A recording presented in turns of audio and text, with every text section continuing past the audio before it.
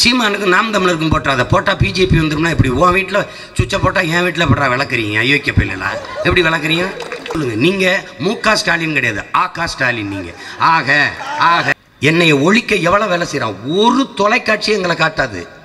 காசு கொடுக்காம ஒரு தலைவன் பேசும்போது இத்தனை ஆயிரக்கணக்கான கூட்டம் யாருக்கு கொடுக்குது? இதை சொல்லுவதற்கு ஏன் ஊடகங்கள் தயங்குது? நல்ல அரசியலை நாட்டில் உருவாக்க வேண்டும் என்பது ஊடகத்தின் தர்மம், கடமை. ஏன் செய்ய மறுக்கிறீங்க? காசு அதிகமா கொடுக்கிறவன் ஆளுங்கட்சி, காசு குறைவா கொடுக்கிறவன் எதிர்கட்சி. இதுவா அரசியல்? இதுவா அரசியல்? இதுக்காக எங்க பாட்டன் வாவுசி செக்கிழுத்தான்? இதுக்காக என் முன்னோர்கள் தூக்குல தொங்குனாங்க? தீரன் சின்னமலையும் மருதுவாண்டியும் போராடி தூக்குல தொங்குது இதற்கா? இதுக்கா? பலாயிரக்கணக்கில் நாங்க போராடி செத்தது இந்த கேடுகட்ட பணநாயகத்திற்கா? காசை கொடுத்து வாக்கை வாங்குகிறவன் என்ன நேர்மையில் மக்களுக்கு சேவை செய்வான்? எப்படி? ஒருத்தன் காட்டுறதில்ல, ஒரு தொலைக்காட்சி போறதில்லை. நான் போட்டிடுவதன் சொல்றதுக்கு உனக்கு என்ன பயம்? சரியான அவனும் களத்தில் நிக்கிறான்னு சொல்லு, நானும் போட்டிடுறேன்னு சொல்லு, உனக்கு என்ன பயம்? எவ்வளவு கேவலமான ஒரு அணுகுமுறை! என்ன ஜனநாயகம் வச்சிருக்க? ஓட்டு எந்திரத்தில் என் சின்னம் தவிர எல்லாத்தையும் பழிச்சுன்னு வச்சிருக்க. எவ்வளவு ஒரு என்னை பார்த்து நீ எவ்வளவு பயப்படுற? நான் ஒரு சாதாரண பையன், நீ என்னை பார்த்து எவ்வளவு நடுங்குற? நீ நல்லவனா இருந்தா நீ என்னை விட்டுட்டு விளையாடு, என்னை விளையாட விட்டு பாரு. அந்த துணிவில்லையில உனக்கு. நாட்டில் விவசாயத்தை எப்படி ஒழித்தானோ, விவசாயிகளை மறைத்தானோ, அதை பற்றி கவலைப்படாமல் இருந்தானோ, அதை போல நாங்கள் எடுத்து வைக்கிற எங்கள் எண்ணத்தையும் மறைக்கிறார்கள். தேர்தலில் என் சின்னத்தையும் மறைக்கிறார். இது எவ்வளவு பெரிய கொடுமை! போன தடவை 2 மெழுகுவர்த்தி கொடுத்தாங்க, சுற்றி நுரைய போட்டு கண்ணுக்கு தெரியாம வச்சு விட்டாங்க. போனவங்களாம் எங்கப்பா சின்னத்தை கண்ணம், அங்கே தானே இருந்தது அப்படின்னு. இந்த தடவை நீங்க பாருங்க, அறிவார்ந்த என் சொந்தங்கள், கண்ணீர் வருது. கத்தி கத்தி தொண்டை வெடிக்க, நஞ்சு வெளிக்க, ஊர் ஊரா தூக்கம் இல்லாமல் ஓடி கத்தி கடைசியா இப்படியாடா தோக்கடிக்க நினைக்கிறது? நல்ல ஆத்தாளுக்கு அப்பனுக்கு மறந்தா நின்று விளையாண்டு பார்க்கணும்டா.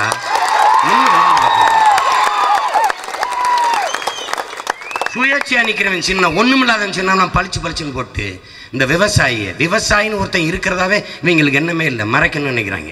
இந்த சின்னத்தை கடைசியாக கொடுத்தா அப்படி கொண்டு போய் சேர்ப்பான்னு நினச்சாங்க. ஒரே நாளில் உலகம் பூரா போய் சேர்ந்துருச்சு. பார்த்தா என்னடா இவனை பெரிய பாடுபடுத்திடுவான் இருக்குன்னு கரும்பை கொடுத்தோம். 2 கரும்போட விவசாயி என்ன பண்ணுவான்னு, எதற்காக கரும்பு தன் உடம்பை கசக்கி பிழிந்தாலும் இனிப்பான சாரையும் சர்க்கரையும் தருவது போல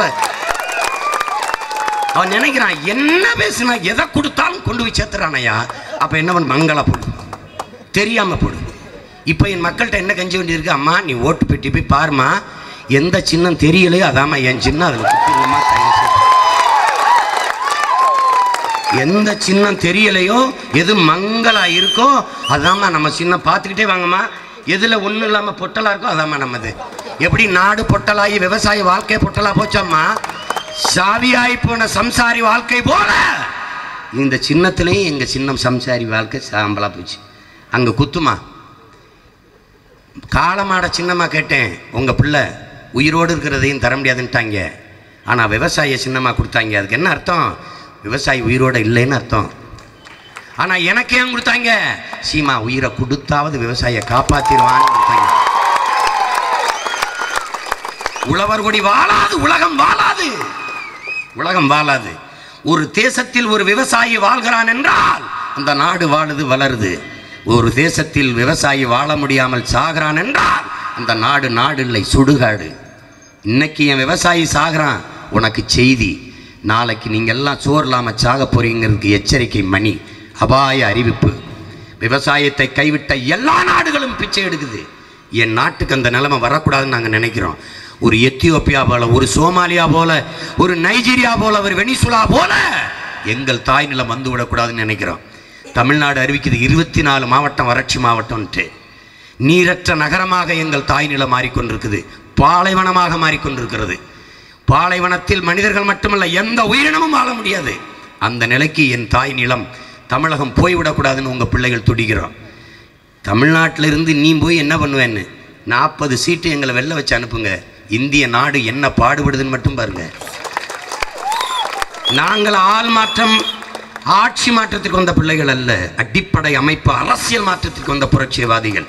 கட்டிய கட்டடத்துக்கு வெள்ளை அடிக்க வந்த சீர்திருத்தவாதிகள் அல்ல, கட்டடத்தை இடித்து தகர்த்து விட்டு புதிய கட்டடம் கட்ட வந்த புரட்சியாளர்கள். எல்லாத்தையும் மாற்றணும்னு நினைக்கிறோம். என் அன்பிற்குரிய சொந்தங்கள் அதை புரிந்து கொள்ளணும். எளிய மக்களின் பிள்ளைகள், நாங்கள் உங்களிடமிருந்து உங்களுக்காக வந்தவர்கள். நாங்கள் பரம்பரையாக அரசியல் செய்த வாரிசுகள் அல்ல. கருணாநிதி, அவருக்கு பிறகு அவர் மகன், அவர் மகள், அவர் மகன், அவர் பேரன், அப்படி இல்லை. எங்கள் ஆத்தாள் அப்பனை நாங்கள் அடையாளம் காட்டினது அவங்களுக்கு தெரியும்.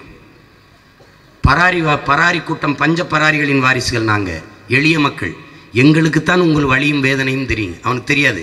அவன் மேலே இருந்து கீழே பார்க்குறான், நாங்கள் கீழே இருந்து மேலே பார்க்குறோம். ரெண்டுக்கு நிறைய வித்தியாசம் இருக்குது. எனவே என் அன்பிற்குரிய மக்கள், இந்த தேர்தலை ஒரு மாறுதலாக பாருங்கள், ஒரு புரட்சிகர அரசியலின் தொடக்கமாக பாருங்கள். ஏன் நீங்கள் எங்களுக்கு வாக்கு போட்டு வெள்ள வைக்கக்கூடாது? இவங்க பேசுவாங்க, நாம் தமிழருக்கு போட்டாதீங்க, போட்டால் பிஜேபி வந்துரும்பாங்க. கிறிஸ்தவ இஸ்லாமியரெல்லாம் நீங்கள் யோசிக்காமல் திமுகவுக்கே போடுங்க, போட்டு எங்களை தூக்கி சுடுகாட்டில் போட்டுருங்க, அவங்களுக்கு ஓட்ட போட்டுருங்க. என்ன 50 ஆண்டுகளாக அதை தானே செஞ்சுருக்கீங்க. உங்கள் பிள்ளைகள் முச்சந்தில் நீங்க கத்த வச்சதே நீங்கள் தானே. கருணாநிதி மட்டும் காமராஜராக கக்கனாக இருந்திருந்தா ஏது எம்ஜிஆர், ஏது ஜெயலலிதா?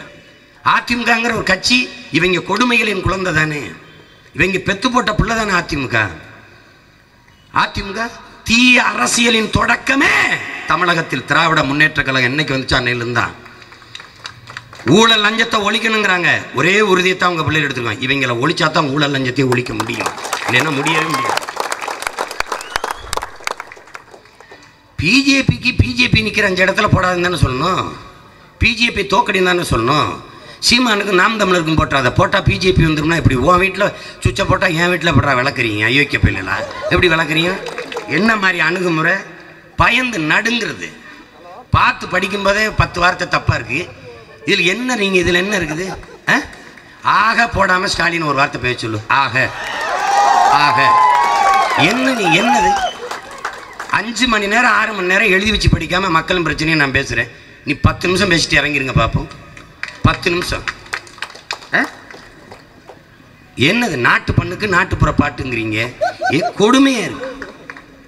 எதையாவது ஒன்று சொல்லுங்க. நீங்கள் முக ஸ்டாலின் கிடையாது, ஆகா ஸ்டாலின். நீங்கள் ஆக என்ன ஒரு கூட்டணி வச்சு எல்லாம் பாரதிய ஜனதா முத இங்கே கூட்டி வந்தவன் யாரு? நீங்கள் தானே. கதவை திறந்து உள்ள விட்டவன் யாரு? எந்த அயோக்கிய பைய? நீங்கள் தானே. அவன் கொண்டு வந்தான்ல 10 விழுக்காடு போதும் பொருளாதார அடிப்படையில் இடஒதுக்கீடு. ஏன் எதிர்க்கல? எதிர்த்து பேசின கனிமொழி ஏன் எதிர்த்து ஓட்டு போடல? மறைமுக ஆதரவு. கம்யூனிஸ்ட் கட்சி மதவாதத்துக்கு எதிர்ப்பு பேசுறீங்க. அவன் கொண்டு வந்த பொருளாதார அடிப்படையில் இடஒதுக்கீடு ஏன் எதிர்க்கல? ஆதரிச்சு ஓட்டு போட்ட கட்சி. அப்ப எப்படா பிஜேபி எதிர்க்கிறேன்னு பேசுற? வெக்கமா இல்ல? ஒரே ஒரு ஆண்மகன் சிங்கமான எதிர்க்கிறது நாங்க தான்டா. நாங்க எதிர்க்கிறோம்.